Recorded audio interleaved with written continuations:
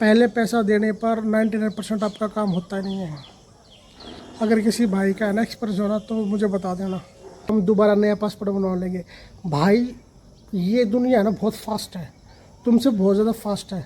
Passport तुम नया बनवा लो, खो दो, उससे कुछ मतलब नहीं है। तुम्हारा ऑनलाइन डाटा जितने भी एम्बेसी है, ठीक है, जितने भी इमिग्रेशन है इस पूरी दुनिया में, जितनी भी कंट्री उनके पास जा चुका है ऑनलाइन सब कुछ।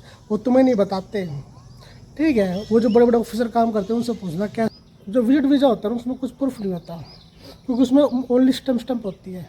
पासपोर्ट पे जो लिखा रहता है पेन से लिखता है इमिग्रेशन ऑफिसर, ओके। तो उस चीज़ का आपको ध्यान रखना। अगर आप विजिट वीज़ा पे मॉरिशस में आते हो तो जो पासपोर्ट ऑफिसर स्टम्प मारता है उस पर ना आप पढ़ लेना कितने दिन का लिखा है, 1 महीना 2 महीना।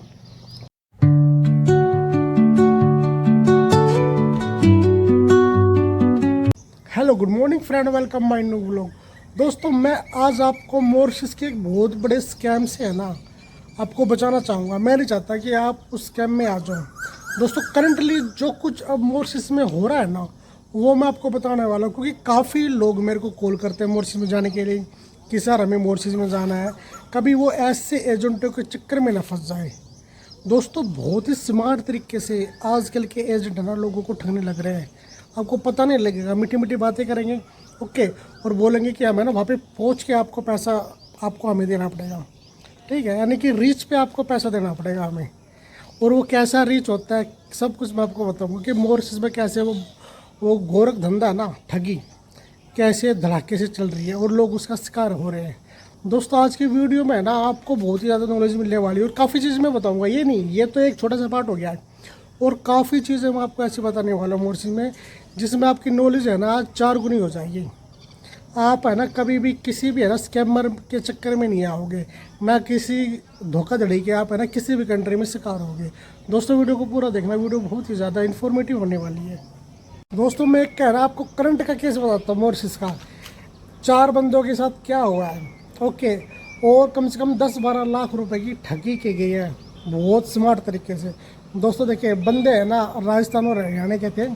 उनके साथ एजेंटों ने क्या किया, उनको बोला यार है ना कोई दिक्कत वाली बात नहीं है, हम आपको काम करा के देंगे, ठीक है, आपको वर्क वीज़ा देंगे, आपका विजिट टू है ना वर्क कन्वर्ट करा के देंगे, ओके, ठीक है, और आपको रीच पे पैसा देना है। दोस्तों नई नई बंदों को है ना रूल के बारे में पता नहीं, मॉरिशस के रूल क्या चलता है मॉरिशस में। और मॉरिशस में वीज़ा फ्री कंट्री है, विजिट वीज़ा लगता है नहीं इसमें।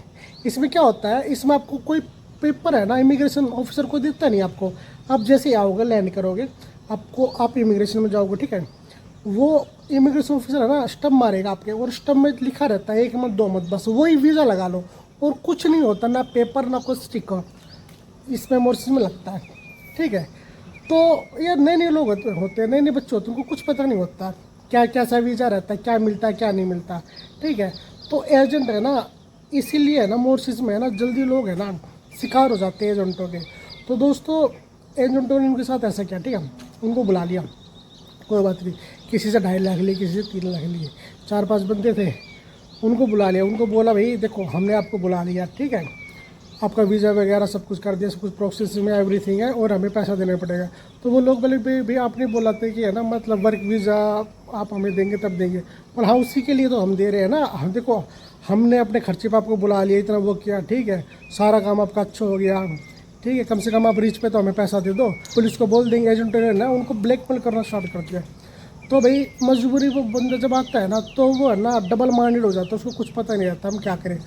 उन बंदों ने भरोसे में आके उनको पैसे पकड़ा दिए सारे, लगभग 10-12 लाख रुपए थे, और एजेंट ने पैसे लिए और एजेंट फरार। ऐसे केस है ना हमारे पास पता नहीं कितने आते रहते हैं, और इनका सॉल्यूशन कुछ नहीं होता। यहाँ पे आप हालांकि है ना पुलिस रिपोर्ट करा सकते हो, अगर कुछ प्रूफ हो ना पुलिस रिपोर्ट करा सकते हो, कार्रवाई होती है।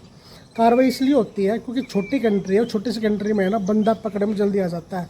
अगर किसी लोकल बंदे का सपोर्ट मिल जाए, किसी बंदे का है ना कोई इंडियन का सपोर्ट मिल जाए तो बंदा पकड़ने में जल्दी आ जाता है इधर, ठीक है। अगर बंदा इंडिया चला गया तो फिर कोई वो नहीं, ठीक है। और काफ़ी बार ऐसे होता है कि पैसे लेके एजेंट इंडिया चले जाते हैं, टिकट कराई इंडिया भर के, ठीक है। अगर इस कंट्री में रहेगा तो भाई पकड़ में जल्दी आ जाएंगे क्योंकि छोटी कंट्री है, ठीक है। तो कहना कि है ना पकड़ में जरूर आ जाएगा बंदा इस कंट्री में। इंडिया तो बहुत बड़ी कंट्री है, इंडिया में तो भाई बंदा पकड़ में आता नहीं है।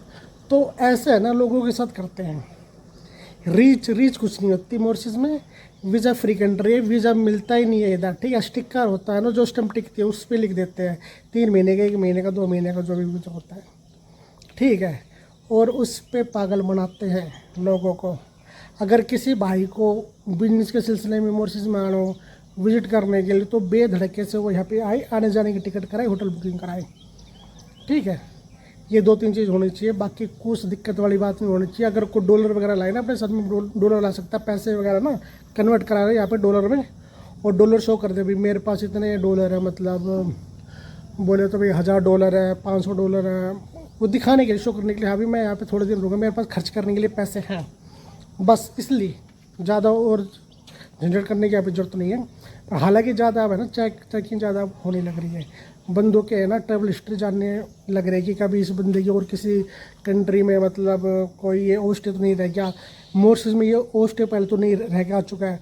तो आजकल दोस्तों है ना, अगर आप मॉरिशस में पहले से ओस्टे रह चुके हो, आप दोबारा आ रहे हो तो आपको डिपोर्ट भी कर सकते हैं, ठीक है। पर अगर आप फ्रेश हो ना, कोई दिक्कत वाली बात नहीं है, आपका वेलकम है मॉरिशस में। तो है ना ये चीज़ है ना, एक तो ये चीज़ मैंने आपको बता दी है, दूसरा पार्ट और दोस्तों मैं आपको बताता हूँ। और दोस्तों काफ़ी बार पता क्या होता है कि जब मैं मॉरिशस में आया था ना तो मेरे पास स्टडी प्लस वर्क वीज़ा था। स्टडी प्लस वर्क वीज़ा 3 महीने का स्टार्टिंग लगता है और फिर बाद के जो 9 महीने की TRC आती है। तो जो मेरे स्टम्प पे है ना, स्टम्प मारी, उसने लिख दिया, मैंने तो पासपोर्ट भी चेक नहीं किया यार क्या लिखा क्या नहीं लिखा, क्योंकि हाँ जब स्टडी प्लस वर्क वीज़ा मिलता है ना तो पेपर वीज़ा होता है, वो तो कोई बात नहीं, स्टडी प्लस वर्क वीज़ा तो बोलो ओपन चीज़ है, वो तो मेरे पास प्रूफ है। पर जो विजिट वीज़ा होता है ना उसमें कुछ प्रूफ नहीं होता, क्योंकि उसमें ओनली स्टम्प होती है, पासपोर्ट पे जो लिखा रहता है पेन से लिखता है इमिग्रेशन ऑफिसर, ओके।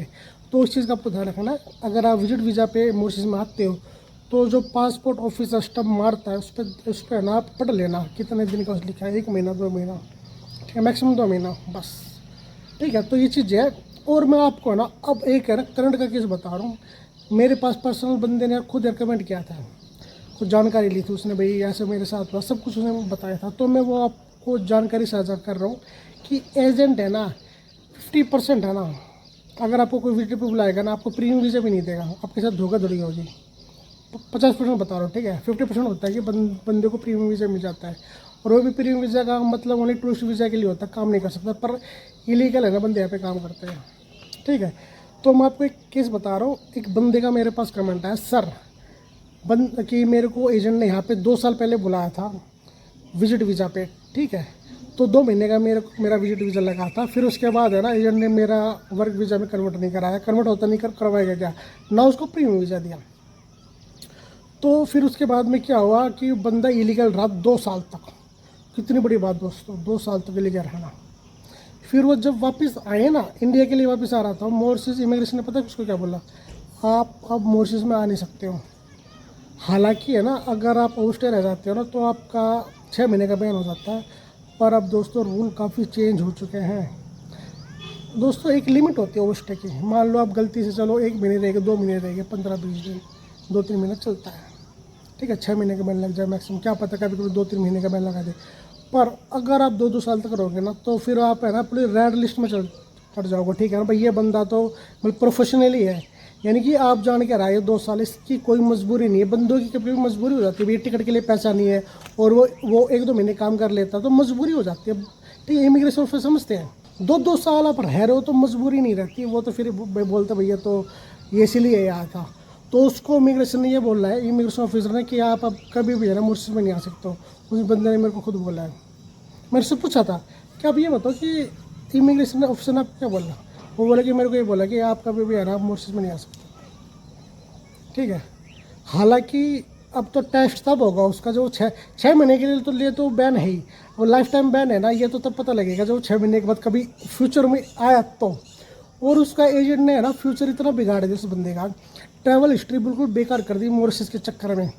अगर वो अब कभी किसी भी कंट्री में जाएगा ना, विजिट वीज़ा पे जाएगा, क्या कि शेरिंगन कंट्री का वो है ना विजिट वीज़ा लगाएगा। दोस्तों अगर कोई भी एम्बेसी का ना ऑफिसर उसके पासपोर्ट को देखेगा ना तो रेस्ट में देखेगा तो समझ जाएगा कि बंदा इलीगल था, तो उसको वीज़ा ज़िंदगी में तो नहीं मिल पाएगा। एक तो ये हो फिजिकल प्रूफ।